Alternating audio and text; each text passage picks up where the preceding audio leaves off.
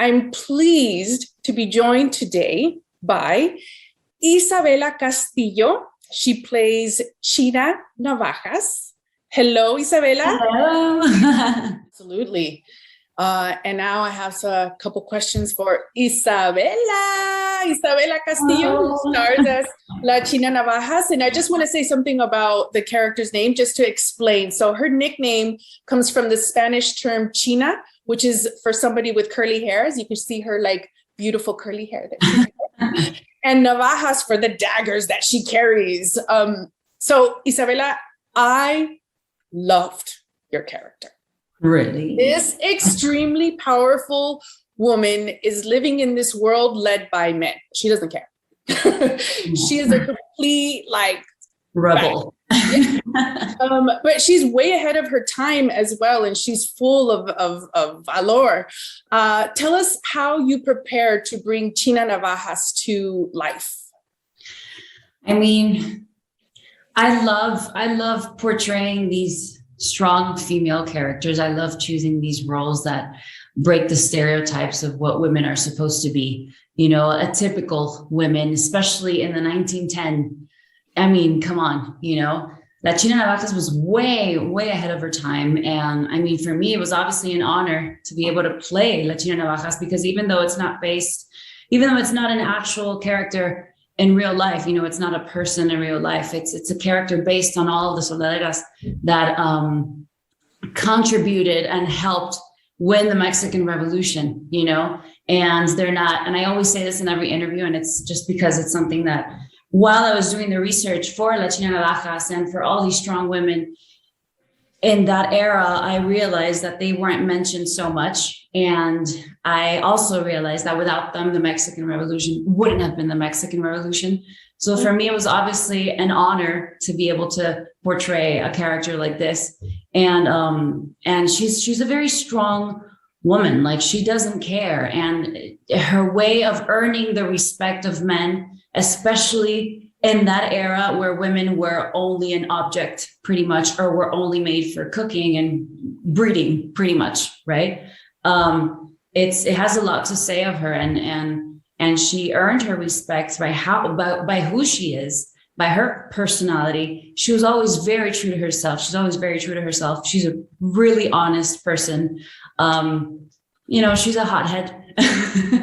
She's a little impulsive, but she was definitely a lot of fun to play. Preparing for her was not easy. Not only did I have to do a lot of research. I mean, I'm Cuban, I'm not Mexican.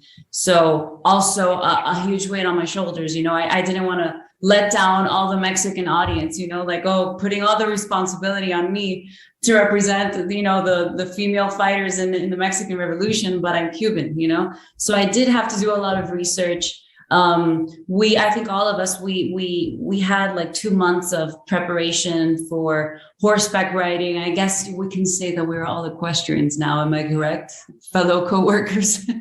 And I'm really bad at aiming. I've never been good at aiming.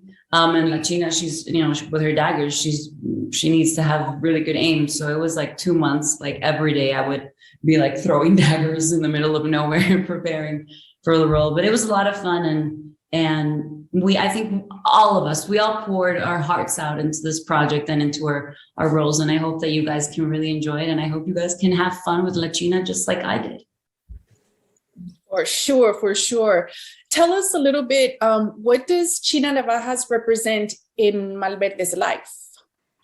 Well, I think, you know, I've gotten asked this question, and I always toss it out to Pedrito. I'm always like, what is La China for you? I don't know what La China is exactly for him, but I do know what he is for me. La China was a girl who became an orphan pretty much without a family. They murdered her whole entire family. And when she meets Malverde, you know, they form like a wolf pack pretty much, you know, where it's like a brotherhood, you know, and he comes and rescues her, and not only her, Nazario as well. And we end up forming like a family, you know, where it's like, she will kill if anyone does anything to him, you know, like she's very loyal to him, very loyal to their cause. we're talking about a dictatorship, right? And yes, they did have to break the law, but sometimes you do have to break the law. I'm not encouraging people to break the law. I'm just saying, in this specific case, in that era, it was very difficult. The government would abuse the people, and they had a cause, and their cause was to help not only the poor, everyone, and to be there for people. And La China respected that always, and was pro for justice. And Malverde is like her idol and her brother and her everything. Thank you for that.